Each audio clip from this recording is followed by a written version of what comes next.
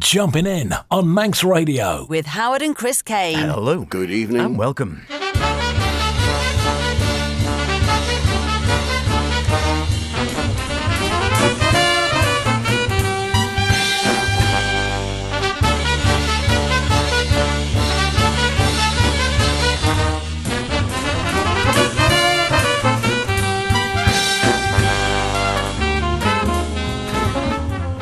Yes, here we are again after the slightly delayed second part of our Best of 25. We could have gone with Best of 25 all through 26, but we better not, because there's plenty more great new albums coming our way, all the best in modern and contemporary jazz, with, of course, myself, H. And me, Chris. Yes, welcome along to this week's show. And as you say, less than 2 months into 26, and already the bag full of new releases is so big we haven't had time to hear them all. However, in the name of bringing you the best selection of modern contemporary jazz, we'll give it a go. So, H, what's caught your attention this week, other than perhaps the odd optimistic crocus? Still sweeping up the Best of 25 or diving headfirst into the new stuff?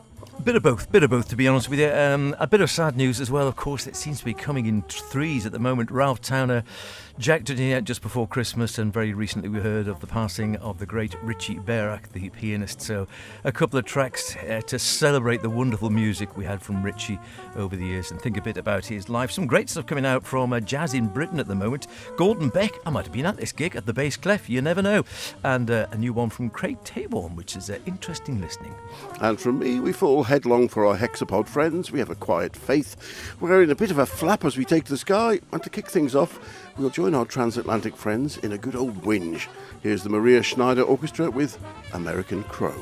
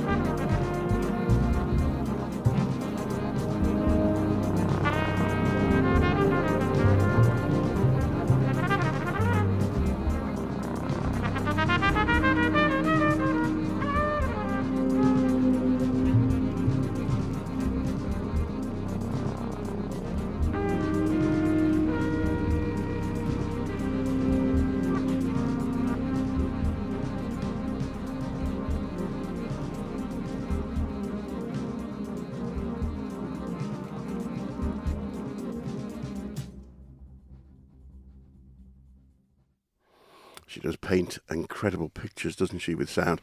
Maria Schneider and her friends with American Crow.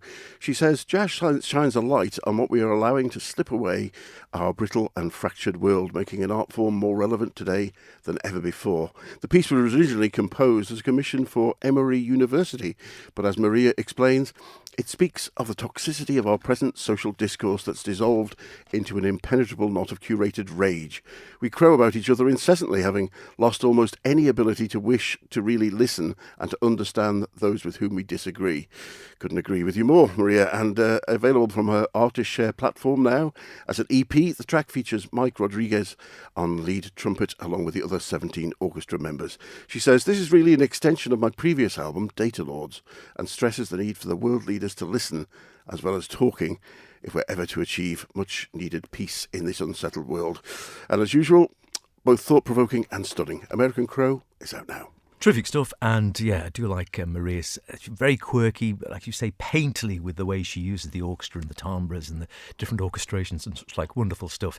A man who we did see, I remember seeing way back when, and we saw him a few times, I think, over the years, but I think possibly first at the late lamented Bracknell Jazz Festival, Gordon Beck.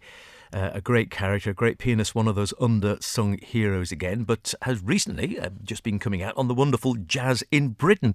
And I do recommend you take a look at their stuff. Wonderful music being released from the heyday, if you can call it that. Was there a heyday of Britain's great jazz? There's great jazz in Britain at the moment, I suppose. But this is the mid-1980s, and who knows, a gig I could have been at live at the Bass Clef in 1985 when I was indeed down in London. I think 29th of September, Peter Ince wonderful club over in Hoxton Square. No longer there, I'm afraid, which is a great shame. But these, as are so many of the releases from Jazz in Britain, taken from tapes of people in the band who recorded them. But they're not bootlegs, they are released with all full rights given. And this is beautifully packaged up if you get the CD with graphics and a great booklet as well with interviews with the remaining members of the band. Sadly, of course, Gordon himself no longer with us, but the likes of Ian Bellamy and Spike Wells and such like are still around. Certainly Dave Green's still around, the bass player still around, and Ian Bellamy played on the Isle of Man several times. I'd like to see him back here again. Anyway, let's have a listen. This track is called I Can't Tell You to Begin.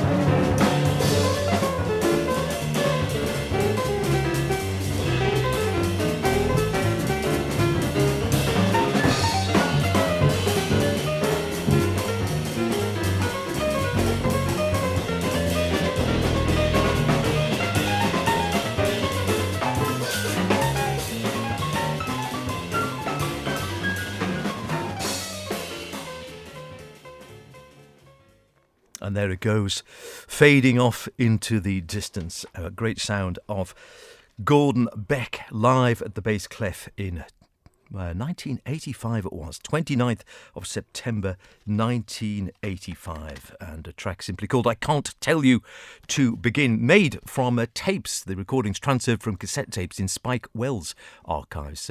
Great transfer by Dave Dring, who mastered the album, and as I say, liner notes from Simon Spillett and also surviving members of the band, Ian Bellamy, Dave Green, Liam Noble, Spike Wells, and special thanks to Gordon Beck's sister Jude Kish, who approved the release of all this stuff. As I'm saying, it's all kosher and above board, as they say, along with the other surviving members of the band, Ian Bellamy, Dave Green and Spike Wells. And a great liner note from Ian Bellamy on it as well, saying I first became aware of Gordon when I was around about 17, when I heard him play on an album by Phil Woods and the European Rhythm Machine.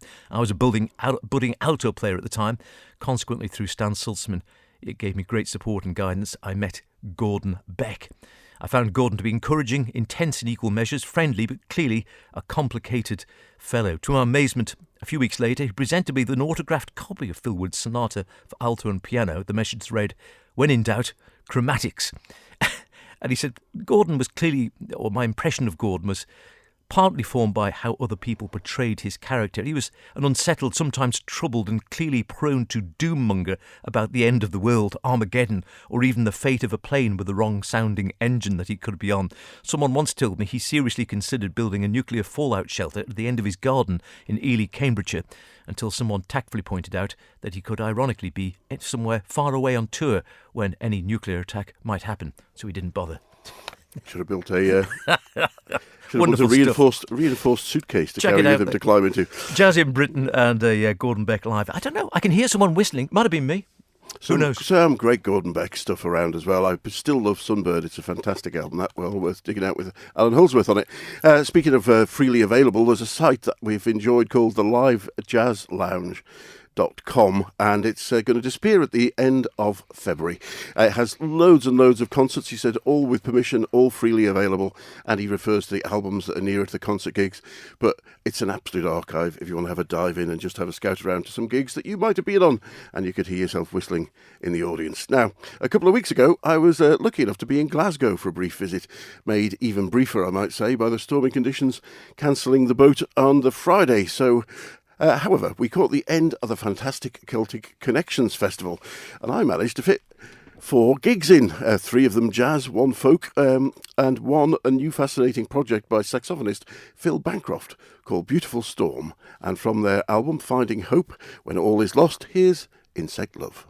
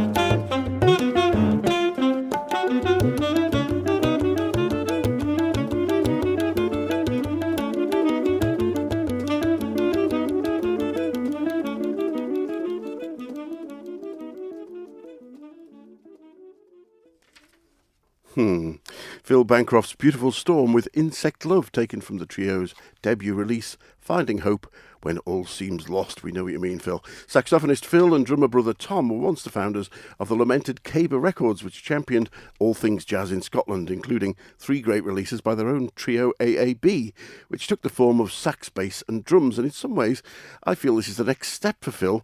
Last year, he swapped busy Edinburgh to rural East Lothian, and he's also completed a lengthy period of study into advanced rhythmic concept, and he feels this has fundamentally altered his approach to practice, composition and improvisation. He also launched his new Myriad Streams label and streaming platform. All the music on the site myriadstreams.com is free to listen and is constantly changing with weekly updates and new music being added all the time, but the label also has released Phil's back catalogue as well as Beautiful Storm's debut. The group is made up of long-time associate Graham Stephen on guitar and the Delhi-based Gayan Singh on tabla, and makes an interesting fusion of Scottish folk, free improvising, classical Indian music and post-bop jazz, a sort of trio AAB meets Shakti, and it went down an absolute storm on the closing night concert at the Glasgow Royal Concert Hall. Indeed, and you are listening to Jumpin In, the best in modern and contemporary jazz with myself, H, and of course Chris. And more sad news. They seem to be coming in threes. So we at the moment some great jazz icons and people I sort of grew up listening to jazz with. Just before Christmas, great drummer Jack DeJohnette, one of the first ever jazz drummers. I really got sort of turned on to his style and his cymbal sound and everything else. Loved him playing with John Sermon. In January, the great Ralph Towner also departed to the bandstand in the sky, one of our all-time favourites, and certainly at least one, if not 2 albums on my Desert Island disc. list would include Ralph, and then just in the last week or so, Richie Beirach, another perhaps not quite as well known to everyone, but a fantastic player coming out of the bebop mould and playing. He did actually fall out with ECM and with Manfred at some stage, and so later on moved on to other albums, other labels I should say, but a fantastic player and played in all sorts of styles, had his own unique style sort of formed from a bebop background, but could play in so many different ways and with so many different setups. And most famously, perhaps, he had a great partnership. He played quite a lot with Billy Hart and with also, of course, the great sax player Dave Liebman. I thought we'd have a little tribute to Richie. Early and late, 1979, one of the first albums I heard him play on, a cracking album called Elm. One of the 2 or 3 albums he did on ECM before they fell out.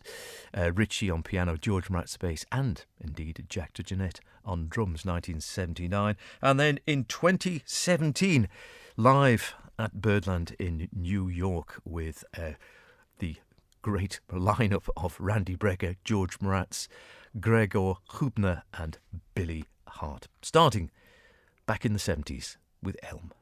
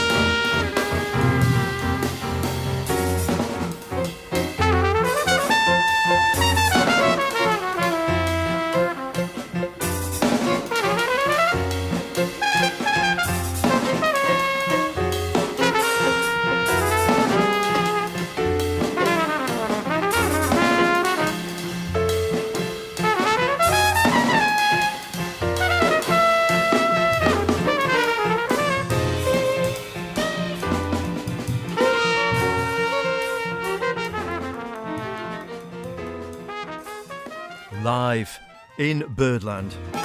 Gregor Hubner on violin, Randy Breck at trumpet, George Mrast bass, the great Billy Hart at the drums, and at piano, Richie Berak, who we sadly lost just a few days ago. Wonderful player. Never got to see him live, sadly. We never got to interview him. He sounded like a real character, and there's a great video interview with him, long form, about 50 minutes or so, I think, on YouTube if you go and look, where he talks all about his life and starting out and how he fell out with Manfred Eicher, unfortunately, about sort of artistic differences rather than anything else. And came from a classical background, well-trained, sort of bebop style, and said in one interview, when you're young, the whole world is trying to get you to sound like someone else so they can market you. Perhaps a realist or a cynic, I don't know. Wonderful player, like I said, and happily a lot of recordings knocking around for you to enjoy. Look Out Farm as well, and his trio with Billy Hart. Check him out if you haven't done so before, and enjoy the music.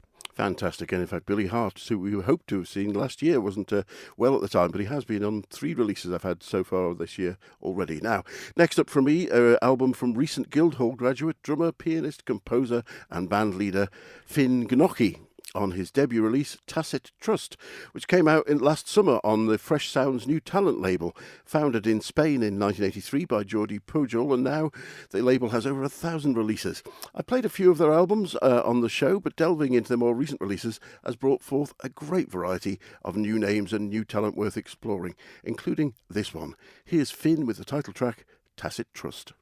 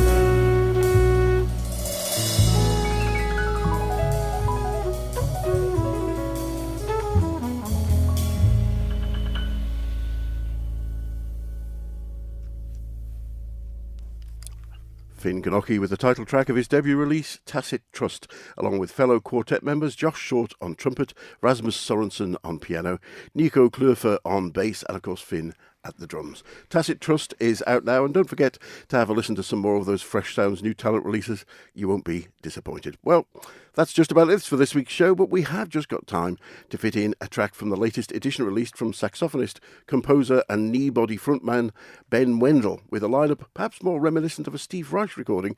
The group features 4 percussionists on vibes and marimba, along with Ben weaving a sinuous path on sax and electronics. The album's called Barcode, written in a strange way, but never mind. And from it, here's Birds Ascend. And speaking of ascending birds, it's time for us to take flight too. See you in a couple of weeks. Yeah, we'll fly by. Bye now.